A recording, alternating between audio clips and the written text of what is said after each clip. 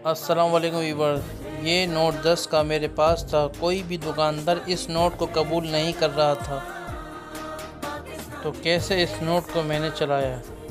Video मुकम्मल देखें।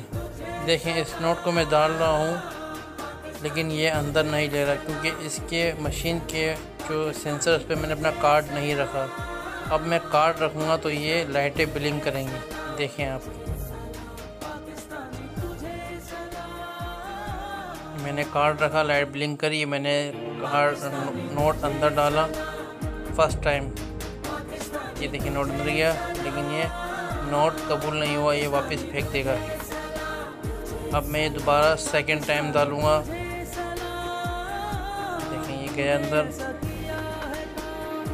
ये अब जाएगा, लेकिन ये अभी भी इसने कबूल नहीं किया, फिर वापस भेज दिया। अब मैं थर्ड टाइम यानी कि तीसरी दफ़ा इसको फिर अंदर डालूँगा। अब देखें क्या होता है।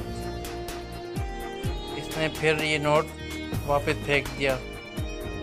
अब मैं इस नोट को निकालूँगा और पलट कर दोबारा डालूँगा। मतलब चौथे टाइम पे मैंने पलट कर इस नोट को अंदर पुश किया और ये चले गया और हमारी रकम हमारे कार्ड में चार्ज हो गई। इस तरह से मैंने अपना 10 का